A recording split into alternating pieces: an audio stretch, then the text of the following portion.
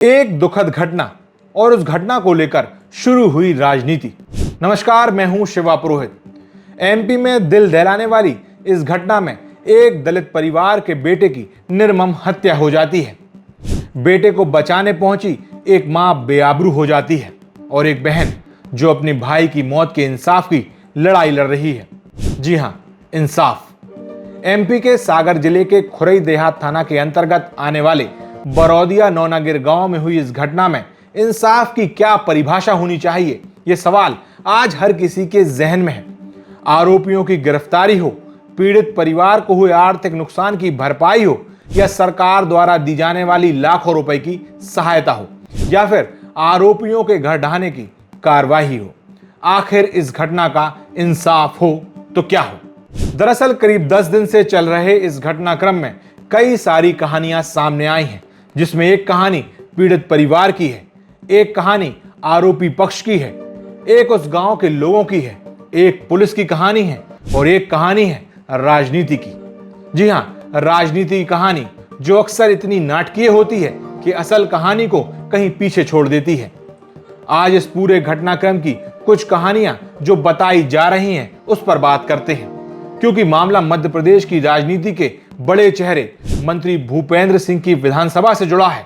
इसलिए इस मामले में तथ्यों को सत्यापित किए बिना ही मामले को तूल दे दिया गया। खैर, आज हम आपको बयानों और तथ्यों के आधार पर इस पूरी घटना की परतें खोलने की कोशिश करते हैं। 24 अगस्त 2023 इस दिन हुई घटना के बारे में बात करें उससे पहले साल 2019 की उस घटना की चर्चा कर लेते हैं जो 24 अगस्त को हुई घटना की एक तरह से वजह बनी। जी हां, जनवरी 2019 में पीड़ित दलित परिवार ने आरोपी के खिलाफ थाने में एक लिखित शिकायत की। इस शिकायत को लेकर दो कहानियां हैं। पहली कहानी है मृतक युवक की बहन की, जो उसने 26 अगस्त को मीडिया को बताई, जिसमें उसने कहा कि 2019 में उसके साथ आरोपियों ने छेड़छाड़ की थी। इस मामले के बाद लगातार आरोपी पक्ष उस पर राजीनामा करने का दबाव बना रहा था। 2019 में इन लोगों ने मेरे साथ छेड़छाड़ की थी, तो उसको लेकर ये लोग बोल रहे थे, राजीनामा का दबाव बना रहे थे कि राजीनामा करो। तो इससे पहले 2019 से इन लोगों ने बहुत परेशान किया भाइयों को।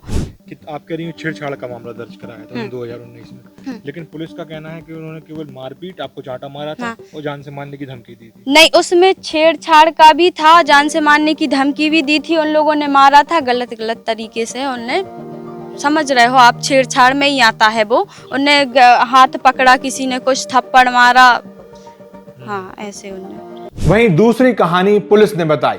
खुरई देहात थाने से मिली जानकारी के मुताबिक साल 2019 में मृतक की बहन ने एक लिखित आवेदन थाने में दिया था, जिसमें उसने छेड़छाड़ का जिक्र नहीं किया था। उसमें मारपीट और जान से मारने की धमकी सहित SC/ST एक्ट के तहत शिकायत की थी और मामला भी दर्ज किया गया था। वहीं मृतक की बहन का दूसरा आरोप है कि साल 2019 में उसके मामला दर्ज कराने के बाद से ही उसके परिवार को परेशान किया जा रहा है। भाइयों पर झूठे मुकदमे दर्ज किए जा रहे हैं। उसके पहले उनके परिवार पर कोई भी मुकदमा दर्ज नहीं था।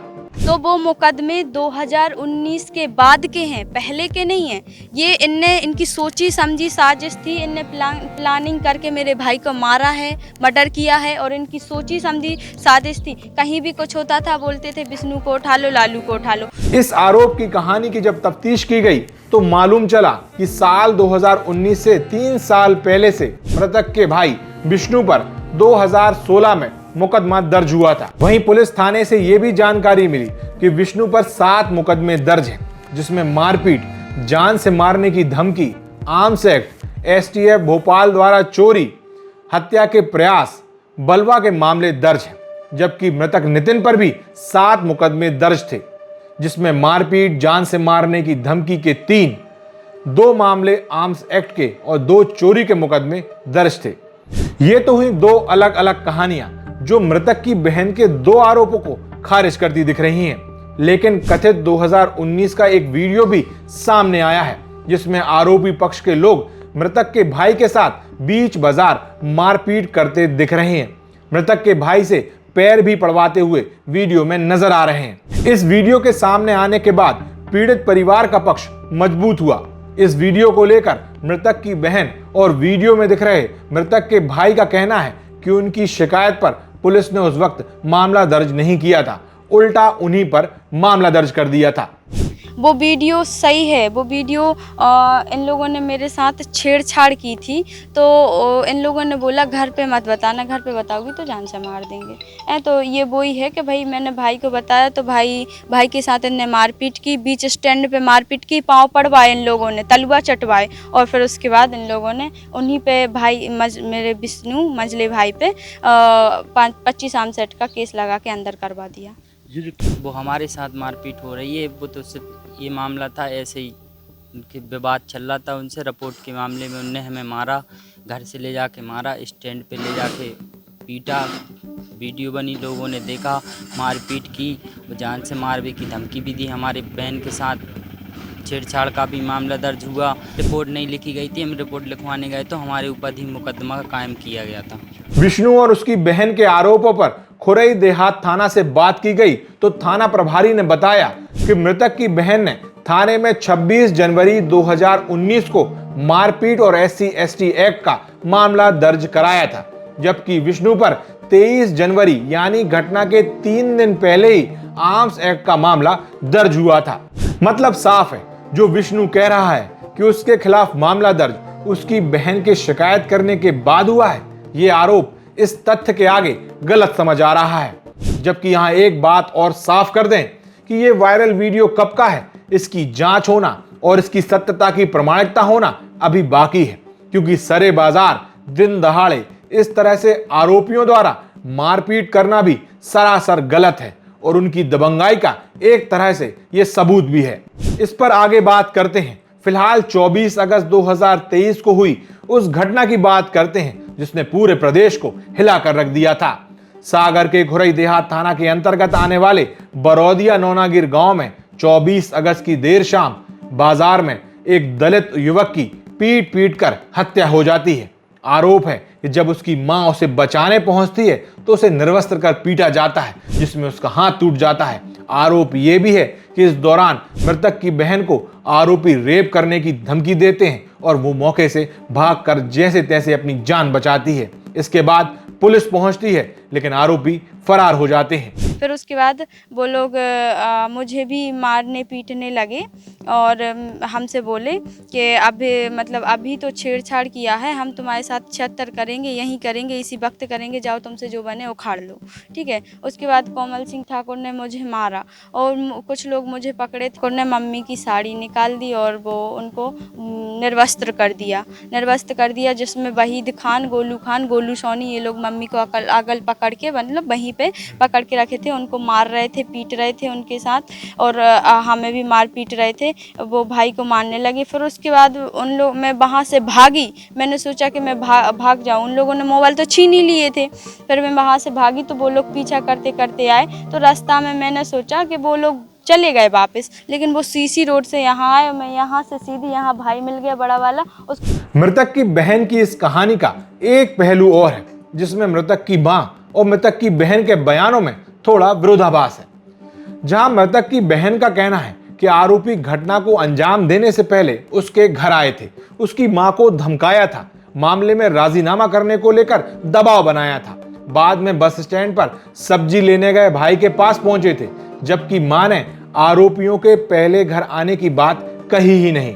उन्होंने कहा कि बेटा सब्जी लेने गया था, 5 मिनट लेट हुआ तो उन्होंने जाकर देखा, उनको कुछ शोर सुनाई दिया, जिसके बाद वो बाजार पहुंची जहां आरोपी उनके बेटे के साथ मारपीट कर रहे थे। करीब 7 साढ़े 7 के बीच में ये लोग आए, वो आज़ाद ठाकुर, विक्रम सिंह ठाकुर और कोमल सिंह ठाकुर, ये लोग आए। इन लोगों ने मम्मी से बोला कि राजीनामा करना है। तो मम्मी ने बोला हाँ ठीक है। तो कहना हाँ ठीक है, नहीं तुम्हें गांव में रहना है कि नहीं, हम मार के फेंक देंगे तुम्हें और तुम्हारे जो भी जहाँ भी मिलेगा उसको हम मार डालेंगे, तुम्हें हम गांव से भगा देंगे। ठीक है। तो कुछ नहीं, ये धमकी दे के चले गए। फिर उसके बाद मम्मी ने सोचा कि भाई मेरा सब्जी लेने गया था छोटा वाला और बाकी के दो, एक तो वो अंदर था और एक सैफ था। तो मम्मी ने सोचा कि ऐसा ना हो कि ये ऐसा बोल के गए हैं तो छोटे भाई को कुछ कर दें। तो फिर मम्मी यहाँ से गई तो मम्मी को हल्ला गुल्ले की आवाज़ आई, तो मम्मी यहाँ से सीधी चली गई। तो वहाँ पे ये लोग उसको पीट रहे थे।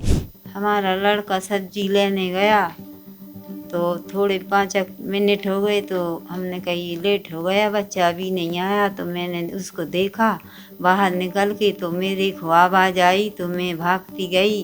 तो उधर गई तो भीड़ पड़ी थी, तो मैंने बच्चे पे नज़र पारी तो बच्चा मेरे को दिखाना नहीं। फिर मैंने नीचे खींच करके देखा तो वे नीचे डरा था, तो मैंने उसको बचाया बच्चे के लिए। खैर, इस घटना में 2 बड़े आरोप भी निकलकर सामने आए हैं।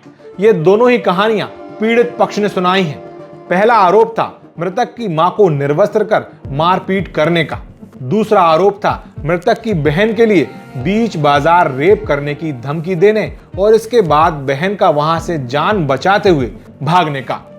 इन दोनों ही आरोपों पर पुलिस जांच कर रही है।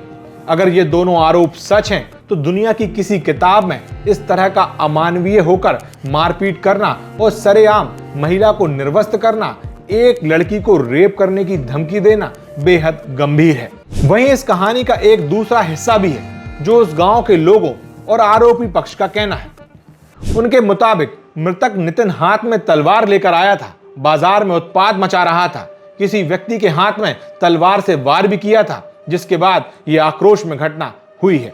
वहीं मृतक की मां को निर्वस्त्र कर मारपीट करने के आरोप में ऐसी जानकारी है कि बीच बचाव करने में मां को चोटें आई हैं। इसकी वजह से मां के कपड़े फट गए थे, जबकि बहन के साथ जो घटना की बात कही जा रही है वो अभी जांच का विषय है। आरोप लगाए जा रहे हैं कि महिला को निर्वस्त्र कर दिया गया था और कर्नाटक जैसी घटना हुई। ऐसी कोई घटना नहीं हुई, महिला सुरक्षित थी।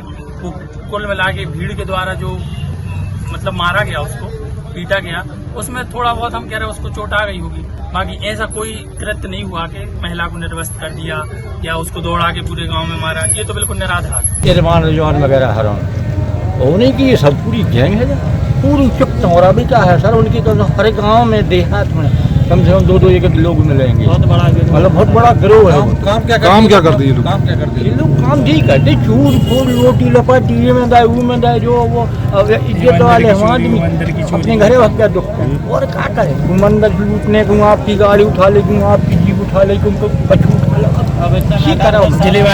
2 दिन पहले की घटना से 2 दिन पहले की बात है। हमारे घर में पेड़े पत्थर फेंके चोरी कर ले गए। तो तीसरे दिन की बात है कि लंबरदारपुर ने तलवार मारी तो गोलू सोनी की उंगलियां कटी हुई। गोलू सोनी की तलवार पकड़ने से नोइयां कट गई। अच्छा, इसके बाद सब जनता भीड़। फिलहाल इस मामले में पुलिस ने 8 आरोपियों को गिरफ्तार कर लिया है। पीड़ित परिवार को 6 लाख रुपए का मुआवजा मिल चुका है, जबकि करीब 10 लाख रुपए जल्द ही मिल जाएंगे। वहीं मकान और सामान को हुए नुकसान की भरपाई भी प्रशासन कर रहा है।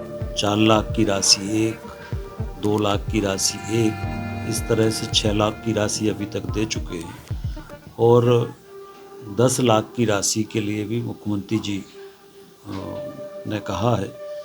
तो इस तरह से तत्काल इसमें कार्रवाई हुई है, तत्काल गिरफ्तारी हुई है और उनकी जो भी सहायता सरकार की तरफ से हो सकती है वो तत्काल सहायता हुई है। ये 2 पक्षों का विवाद है, लेकिन बावजूद इसके पीड़ित परिवार नाखुश है, असंतुष्ट है। इसके पीछे की वजह है प्रदेश सरकार द्वारा अपनाया गया दोहरा रवैया। दरअसल मुख्यमंत्री शिवराज सिंह चौहान की सरकार ने प्रदेश में जहां भी ऐसी घटनाएं होती हैं वहां एक्शन मोड में आते हुए आरोपियों के घर तुरंत गिराए जाते हैं, लेकिन खुरई में ऐसा अब तक नहीं हुआ है। पीड़ित परिवार इसको लेकर पक्षपात बता रहा है। उनका आरोप है कि आरोपी दबंग हैं, बीजेपी से जुड़े हुए हैं, मंत्री भूपेंद्र सिंह से जुड़े हुए हैं, इसलिए ये कार्रवाई नहीं की जा रही है। जबकि प्रशासन का कहना है कि आरोपियों के मकान चयनित कर लिए गए थे, जिनकी नापतोल हुई है, लेकिन उनका किसी भी प्रकार का अवैध निर्माण अभी तक सामने नहीं आया है। नहीं, अभी मकान में तो कोई अवैध नहीं मिला। अच्छा अच्छा। नहीं, अभी जो इनका गांव में निवास मकान है अपना 8-9 आरोपियों का अलग अलग। तो वो डिमार्केशन हो गया। वो तो क्योंकि स्वामित्व योजना के अंतर्गत सभी जो मकान है गांव के तो सभी वैध हो चुके हैं। तो अभी ऐसा तो किसी का गांव के अंदर आबादी में अवैध बचा नहीं है। जी जी जी। और रही इन कृषि भूमियों की बात, तो वो चल रहा है। यहां तक तो ये पूरा मामला दो पक्षों में चली आ रही रंजिश का दिखाई दे रहा है, जिसमें एक पक्ष निश्चित ही गांव के जमींदार है और दूसरा पक्ष एक दलित गरीब परिवार है। एक सैकड़ों एकड़ जमीन के मालिक हैं तो दूसरा मजदूरी करने वाला एक जमीन के छोटे से टुकड़े पर खेती करने वाला परिवार है। लेकिन ये पूरी घटना उस वक्त राजनीतिक रंग ले लेती है जब कांग्रेस, बीएसपी और भीम आर्मी की एंट्री होती है। आगे आपको कुछ बताऊं उससे पहले इस चेहरे को तो आप सभी पहचानते होंगे। ये मंत्री भूपेंद्र सिंह है, खुरई विधानसभा से विधायक है। मध्य प्रदेश के उन चुनिंदा नेताओं में है जिनकी पूछ परख का सिस्टम सबसे अलग है। ऐसा भी कहा जाता है खुरई में इन्होंने विपक्ष का लगभग सफाया कर दिया है। इनकी कसावट के चलते एक पत्ता भी खुरई में इनकी इजाजत के बिना नहीं हिल सकता। विकास का जो आयाम इन्होंने खुरई में रचकर दिखाया है उसका दूर दूर तक कोई सानी नहीं है। इसलिए विपक्ष को यहां से ज्यादा मुद्दे नहीं मिलते। यही वजह है कि जब भी कोई ऐसा मामला सामने आता है तो अक्सर इस आग में राजनीतिक रोटियां सेके जाने लगती हैं, क्योंकि मामला मंत्री भूपेंद्र सिंह की विधानसभा का था। चुनाव सर पर है, ऐसे में विपक्ष कोई भी मौका हाथ से निकलने नहीं देना चाहती।